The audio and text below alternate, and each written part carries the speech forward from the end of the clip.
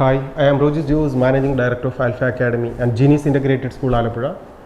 2024 കേരളത്തിലെ മെഡിക്കലിൻ്റെയും എഞ്ചിനീയറിങ്ങിൻ്റെയും അലോട്ട്മെൻറ്റിൻ്റെ first അലോട്ട്മെൻറ്റിൻ്റെ last day ആണ് ഇന്ന് 26th.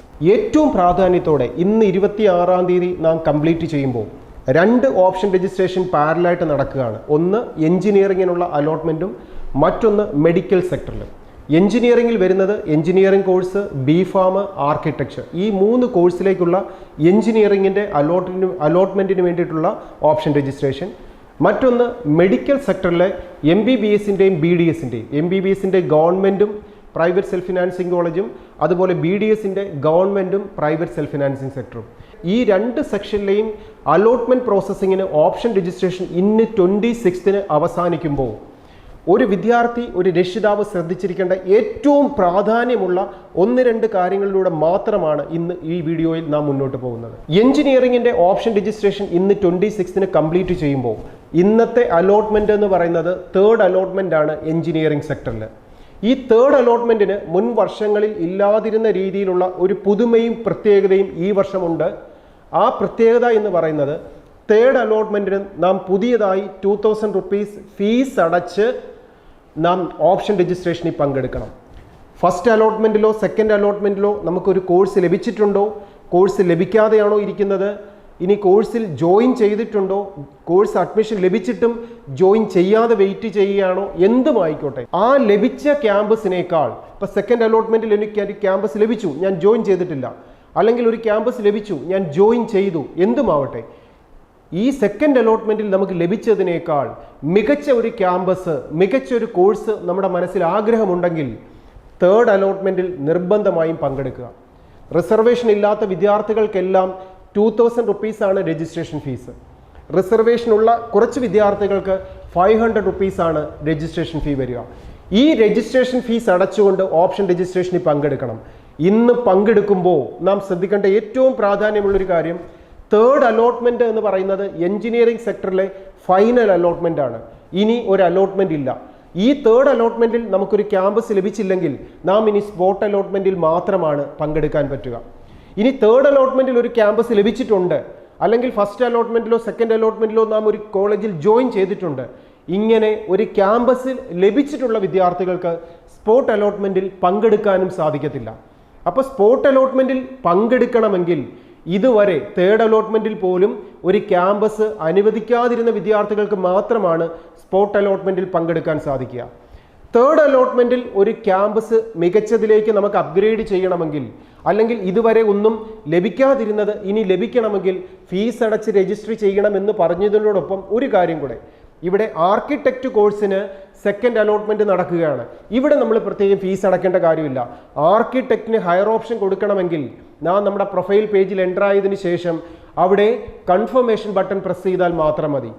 ഇനി ബി ഫാമിൻ്റെയോ എഞ്ചിനീയറിങ്ങിൻ്റെയോ 3rd അലോട്ട്മെൻറ്റിൽ ഒരു ബെസ്റ്റ് ക്യാമ്പസിലേക്ക് മൂവ് ചെയ്യണമെങ്കിൽ, നമുക്കറിയാം ഫസ്റ്റ് അലോട്ട്മെൻറ്റിലും സെക്കൻഡ് അലോട്ട്മെൻറ്റിലും നാം മികച്ച ക്യാമ്പസുകൾ പ്രയോറിറ്റി അനുസരിച്ച് നാം എൻ്റർ ചെയ്തിട്ടുണ്ട്.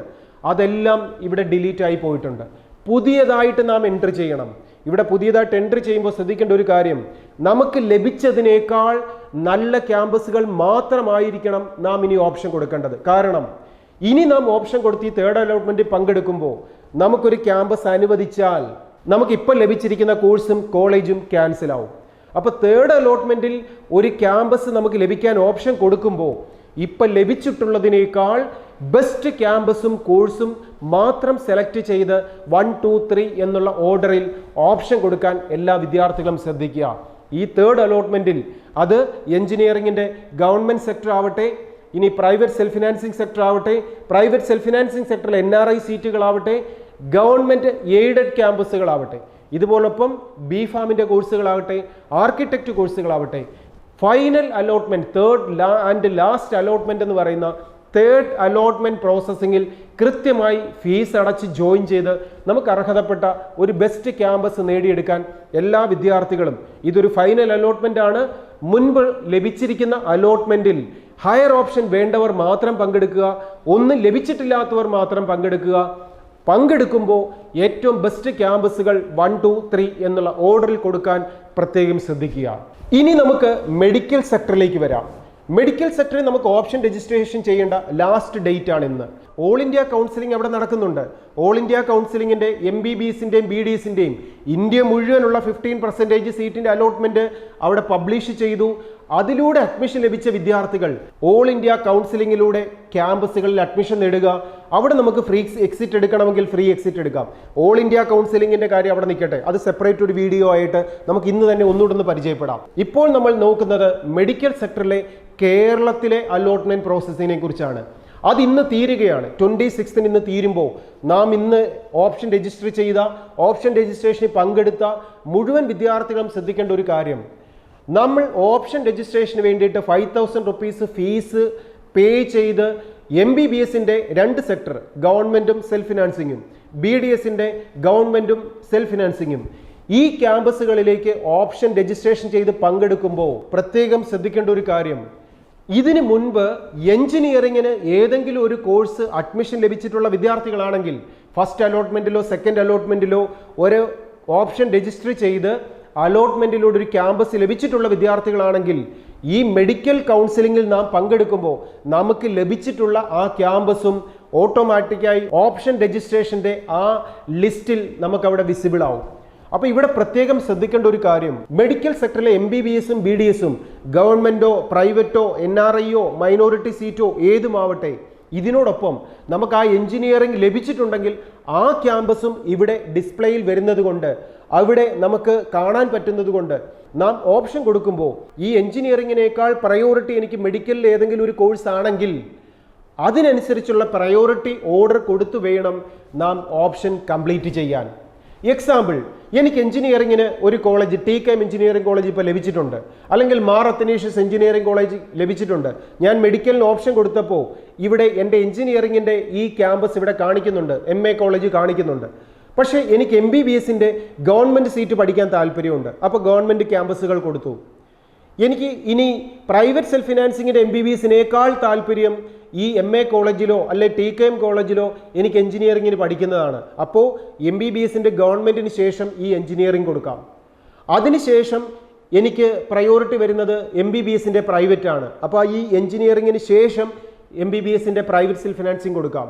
അതിനുശേഷമാണ് എനിക്ക് BDS കോഴ്സുകൾ താല്പര്യമുള്ളൂ. അപ്പോൾ ഈ MBBSും എഞ്ചിനീയറിംഗും BDSും ഒക്കെ അത് ഗവൺമെൻറ് ആണോ പ്രൈവറ്റ് സെൽഫ് ഫിനാൻസിങ് ആണോ NRI ആണോ മൈനോറിറ്റി ആണോ എങ്ങനെ മിക്സ് ചെയ്ത് നമുക്ക് ഓപ്ഷൻ കൊടുക്കാം. ഈ ഓപ്ഷൻ കൊടുക്കുമ്പോൾ ശ്രദ്ധിക്കേണ്ട ഒരു കാര്യം, നമ്മുടെ പ്രയോറിറ്റി 1, 2, 3, 4 എന്നുള്ള ഓർഡറിലായിരിക്കണം നമ്മളവിടെ കൃത്യമായി കൊടുത്തിട്ടുള്ളാവേണ്ടത്. ഈ മെഡിക്കലിൻ്റെ ഫസ്റ്റ് അലോട്ട്മെൻറ്റിൽ നമുക്കൊരു കോഴ്സ് ലഭിച്ചു കഴിഞ്ഞാൽ ആ ലഭിച്ച കോഴ്സിന് മുകളിലുള്ളത് മാത്രമായിരിക്കും സെക്കൻഡ് അലോട്ട്മെൻറ്റ്, മെഡിക്കലിൻ്റെ സെക്കൻഡ് അലോട്ട്മെൻറ്റിൽ നമുക്ക് ഹയർ ഓപ്ഷനായി കൊടുക്കാൻ സാധിക്കുക. ആ ലഭിച്ച കോഴ്സിൻ്റെ താഴോട്ടുള്ളത് മുഴുവൻ സെക്കൻഡ് ഓപ്ഷൻ രജിസ്ട്രേഷനിൽ ഡിലീറ്റ് ആവും.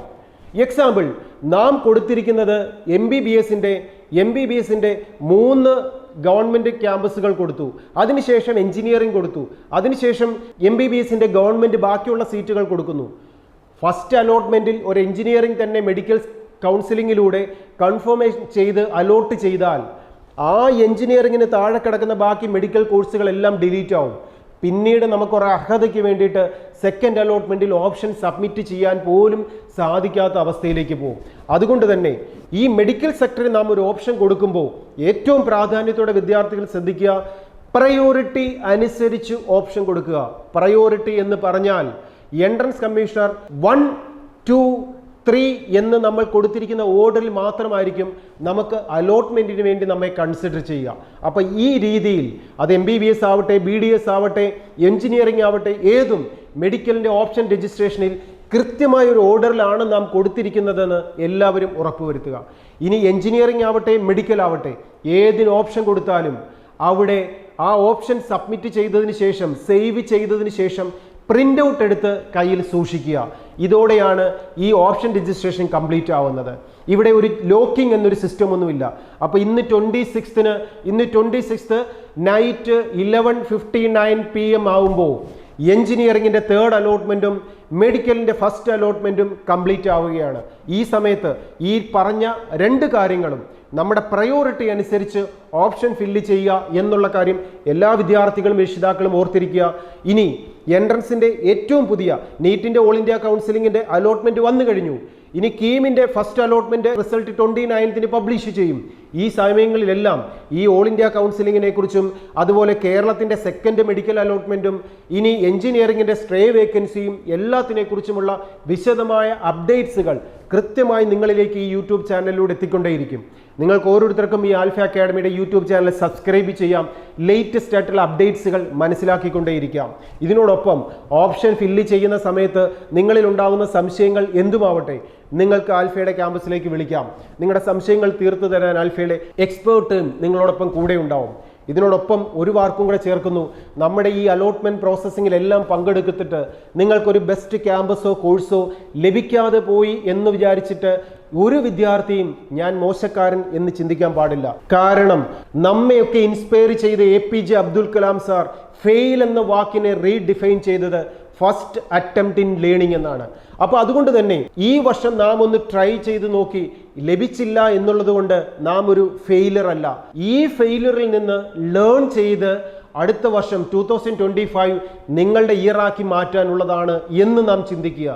ആ ചിന്ത നിങ്ങളുടെ ഉള്ളിലേക്ക് വരുന്നുണ്ടെങ്കിൽ നിങ്ങളെ വിജയത്തിലേക്ക് എത്തിക്കാൻ കഴിഞ്ഞ 25 ഇയേഴ്സായി അതിമിടുക്കരെ ധാരാളം കുട്ടികളെ പഠിപ്പിച്ചിട്ടല്ല, പകരം വിജയിക്കാൻ വേണ്ട കഴിവുകൾ വളർത്തുന്ന ആൽഫയുടെ സിസ്റ്റം 2024 720 710 മാർക്കും ഓൾ ഇന്ത്യ എഞ്ചിനീയറിംഗിലുള്ള ഡിഫറൻറ്റ് എൻട്രൻസ് എക്സാമിനേഷനിൽ 50 താഴെയുള്ള റാങ്കുകളും ഒക്കെ സ്കോർ ചെയ്ത ആൽഫയുടെ സിസ്റ്റമാറ്റിക് എൻട്രൻസ് ട്രെയിനിങ് കോച്ചിങ്ങിലേക്ക് നിങ്ങൾക്ക് ഓരോരുത്തർക്കും ജോയിൻ ചെയ്യാം. അത് റിപ്പീറ്റർ ബാച്ചോ ലോങ് ടൈം കോച്ചിങ്ങോ ഇൻ്റഗ്രേറ്റഡ് സ്കൂളോ ഏതുമാവട്ടെ, നിങ്ങളെ മികച്ച വിജയത്തിലേക്ക് എത്തിക്കാൻ, സ്പെഷ്യൽ ട്രെയിനിങ്ങിലൂടെ വിജയത്തിലേക്ക് എത്തിക്കാൻ ആൽഫയുടെ കോഴ്സുകളിൽ ജോയിൻ ചെയ്യാം. കാരണം നിങ്ങൾ മിടുക്കരാണ്. പക്ഷേ ആ മിടുക്കിലൂടെ വിജയിക്കേണ്ട രീതികളെ നിങ്ങൾക്കൊന്ന് ഫോക്കസ് ചെയ്യിപ്പിക്കണമെന്ന് മാത്രം. അതിനുള്ള സിസ്റ്റം ആൽഫ പ്രൊവൈഡ് ചെയ്യും. എല്ലാവർക്കും ഏറ്റവും മികച്ചൊരു ക്യാമ്പസിലേക്ക് സിസ്റ്റമാറ്റിക്കായ മെത്തേഡുകളിലൂടെ എത്താൻ സാധിക്കട്ടെ എന്ന് ആശംസിച്ചുകൊണ്ട് ബെസ്റ്റ് വിഷസ്.